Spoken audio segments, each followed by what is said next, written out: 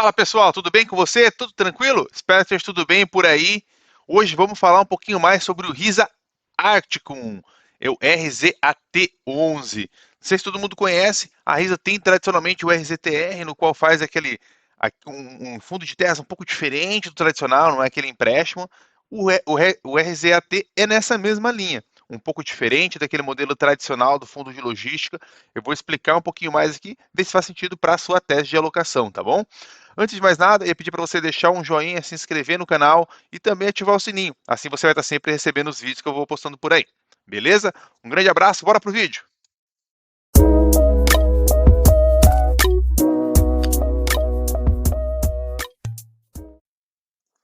Bora lá então, pessoal, falar um pouquinho sobre esse ativo que é um pouco diferente do modelo tradicional ali, né, de alocação e tudo mais. Bom, primeiramente, eu vou trazer aqui alguns pontos, né, sobre a tese do ativo e também para a gente poder entender dessa forma como que funciona a alocação dentro do fundo. Basicamente é assim, pessoal, eles têm duas teses de investimento, tá? Que é a sale e leaseback, ou seja, ele vai lá, suponhamos que uma empresa está precisando de se capitalizar. Então eles entram no ativo por um preço mais barato do que ele vale. Suponhamos que ele tem ali um fundo um galpão logístico, um posto de combustíveis.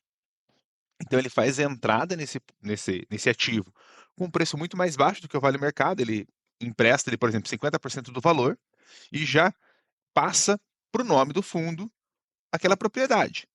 E aí, basicamente, depois de 10 anos, né, no geral, ali, então, os contratos são um período, depois de 10 anos, ele vai lá e devolve o patrimônio para quem comprou, a troco daquele proprietário repagar aqueles 50% mais correções, além do pagamento do provento mensal. Então é um negócio muito bacana dentro desse Sales e Leaseback. Isso também tem dentro do RZTR. Se você não viu ainda o vídeo do RZTR, eu vou deixar aqui na descrição também, tá bom? E tem a outra estratégia que é o Build to Suit. O que significa isso? Aí ele vai fazer a compra para poder expandir o negócio ali dentro e valorizar o ativo e depois vender. Entendeu? Então aqui ele está buscando mais um ganho tático, um ganho estratégico ali para poder fazer uma valorização patrimonial, enquanto que o outro está mais dentro do core do fundo.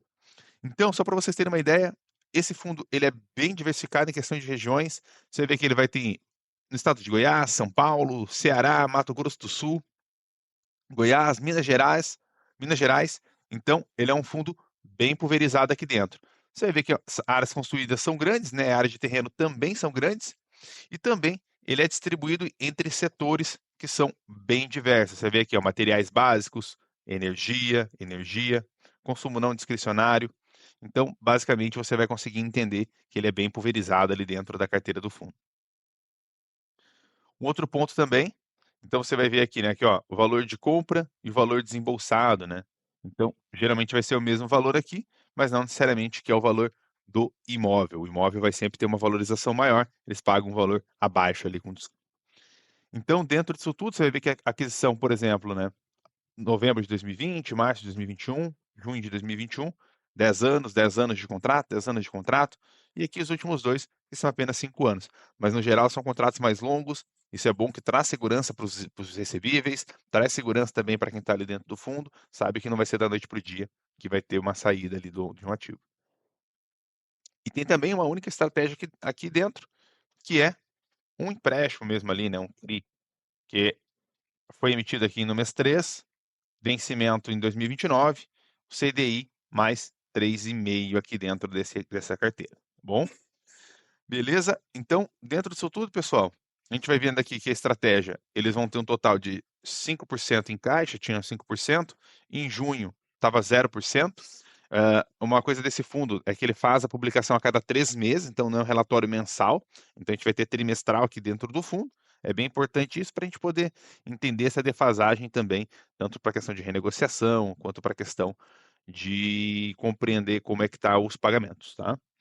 Então a gente vai ver que Sales e Leaseback em B2C é 99% da estratégia do ativo. Então o CRI, esse CRI que tem aqui em cima, é apenas 1% só da estratégia, no momento atual. Então bem pouquinho. Esse aqui é um exemplo, né, de como que é essa alocação. A gente vai ver aqui que é um posto de combustíveis na cidade de Mirassol, no estado de São Paulo. A gente vai ver aqui que é uma estratégia, ó, de sales e leaseback. Então ele vai comprar a terra por um valor mais baixo, recebe os valores, depois devolve a terra pelo mesmo preço. Foi desembolsado aqui um total de 20 milhões, contrato de 10 anos e a área total de terreno e área construída. A gente vai ver sempre que a área construída é menor do que a área de terreno, porque tem os espaços comuns ali dentro do ativo. Beleza? Então, olhando agora um pouquinho mais para a questão de qualidade do ativo, a gente vai ver que tem 10 ativos no portfólio, né, uma quantidade razoável, não é uma quantidade pequena, mas também não é uma quantidade muito grande. A vantagem é que vão ser 10 inquilinos diferentes, então isso traz mais segurança, isso traz também, uma perspectiva mais interessante para quem está alocando dentro do fundo. Valor patrimonial que tem 100 a cota, né, e o valor a mercado da cota estava em 95, isso lá em junho, então está um pouquinho defasado, prestar bem atenção nesse sentido. Beleza? Então, prazo médio de contrato, 5,7 anos, tem bastante tempo ali ainda para ter o vencimento, aqueles 2 de 5 anos ele puxa um pouquinho mais para baixo. A gente tem que lembrar que esses 2 de 5 anos, eles não são, são contratos grandes, mas ao mesmo tempo são só 2 que puxam toda a média para baixo. Então, dentro disso tudo, a gente vê aqui que no 2023, né, e segundo trimestre, a receita veio muito em linha dentro do, se você for dividir por 2 aqui, esses 2 trimestres, né, vezes 2 vai dar 28 milhões. A gente vê também que no ano de 2022 ela era um pouquinho abaixo do que está atualmente.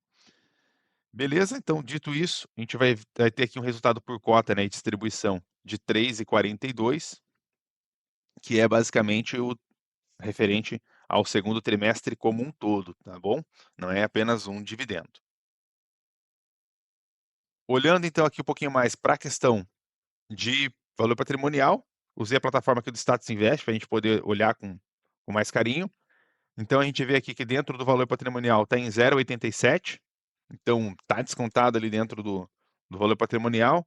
A gente vai ver também aqui que a liquidez média diária é 1.200.000, percentual ok, né, para poder fazer ali as operações. É só uma operação mais grande, quem tem uma alocação muito mais pesada, que acaba ficando um pouco mais dificultoso. Participação no IFIX de 0,228 e também dividendos bem lineares, né? A gente vai ver que tem alguns períodos que pagam um pouquinho mais que como foi em 2022, principalmente devido à estratégia do Build to Suit, que daí ele pode fazer a saída do ativo, receber um dividendo maior, receber um valor maior e depois ir distribuindo os dividendos de maneira periódica. Olhando um pouquinho mais agora aqui para a questão de histórico de rentabilidade, a gente vê que enquanto o IMAB deu 13%, o IFIX deu 13%, CDI deu 11%, o RZAT deu apenas 6,58%. É um fundo mais novo, é um fundo que ainda está em processo de maturação, tem muito a desenvolver ainda. É uma estratégia na qual a Risa já executa dentro do Risa Terrax e tem super sucesso lá dentro e está trazendo para outros setores também. Então, se você confia na gestora, acredita que a gestora possa fazer um trabalho legal dentro desse fundo também, pode ser uma oportunidade para você ter dentro da carteira um ativo bacana, que vai pagar um dividendo legal também, que está pagando, na média, ali seus R$ 1 por mês, um e pouquinho por mês, depende muito, né, tem um pouquinho de volatilidade, mas R$ 1 por mês. Então, numa cota a 100, mais ou menos 1%. Então, está um valor ali adequado, falando do líquido também. Se você achou que faz sentido, se achou que faz legal, fica aí a sugestão de comentários também, algum ponto que você gostaria que abordasse mais. E qualquer coisa, estou à disposição por aí. Espero que você tenha gostado do vídeo. Deixe seu joinha, se inscreva no canal, compartilhe com seus amigos também, ative o sininho. Você vai estar sempre recebendo bons vídeos, tá bom? Um grande abraço, valeu!